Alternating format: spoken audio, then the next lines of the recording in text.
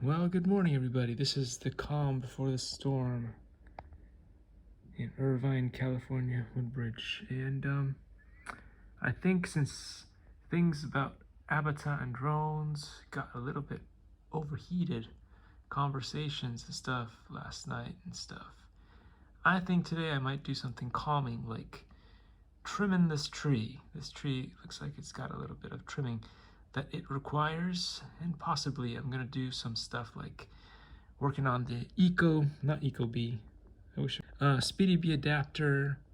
Maybe I'll do some soldering.